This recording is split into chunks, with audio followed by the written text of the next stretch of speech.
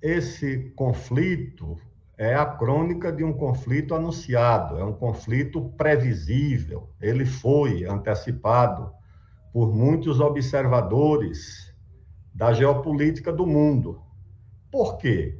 Porque a partir da instauração da nova ordem mundial resultante do fim da União Soviética, do fim da Guerra Fria, da hegemonia unipolar dos Estados Unidos, hegemonia financeira do dólar, hegemonia econômica, hegemonia científica, tecnológica, diplomática, cultural, militar, ou seja, em todos os domínios da vida social no mundo, estabeleceu-se a hegemonia de uma única potência.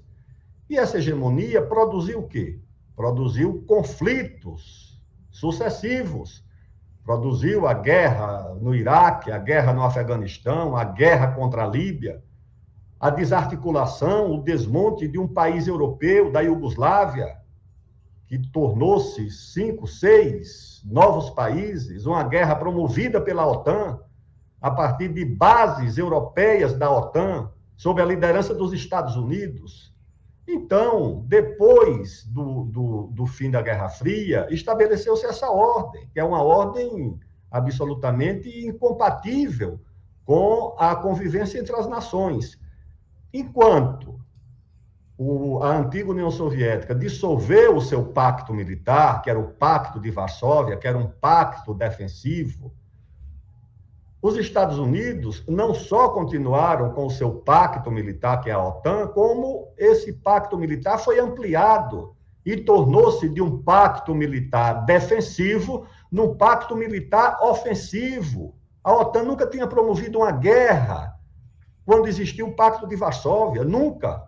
A OTAN era um tratado militar defensivo. Depois do fim da Guerra Fria, da hegemonia americana, tornou-se uma organização ofensiva, promoveu a guerra contra a Iugoslávia, o fracionamento da Iugoslávia foi pelos bombardeios da OTAN. Eu estive em Belgrado, a cidade foi destruída, toda a infraestrutura, uma cidade europeia, banhada pelo rio Danúbio, o mais europeu dos rios, que banha Budapeste, Viena. Belgrado teve a sua infraestrutura destruída pela OTAN. Depois a OTAN entrou na Líbia também, promovendo uma guerra contra a Líbia. Depois a OTAN entrou também no Afeganistão.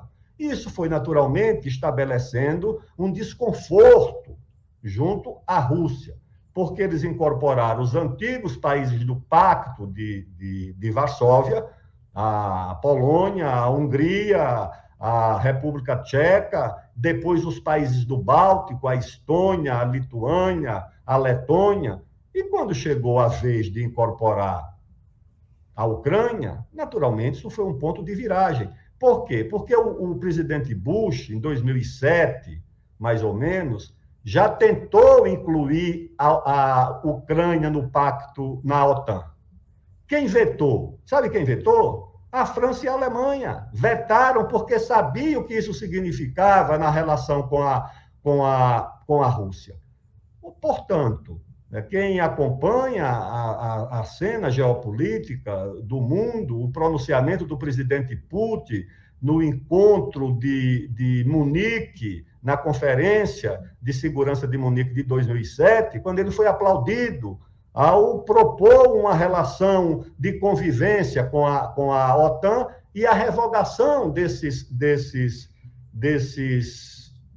medidas de aproximação da OTAN do território russo. E, para culminar, como se não bastasse, recentemente, esse presidente aí da Ucrânia cogitou da possibilidade da própria Ucrânia sair do acordo, do protocolo de Budapeste de 1994, quando os países do antigo Pacto de Varsóvia, da antiga União Soviética, foram desnuclearizados, tá certo?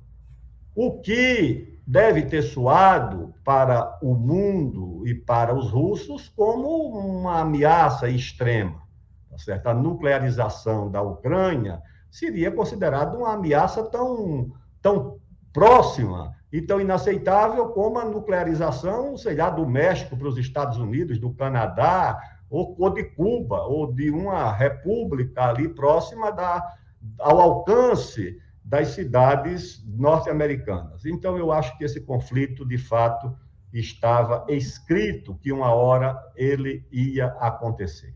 Aldo, pelo seu relato, então não foi por falta de aviso, né? Você lembrou o discurso do Putin em Munique, que foi 15 anos atrás, quando ele falava contra a expansão da OTAN.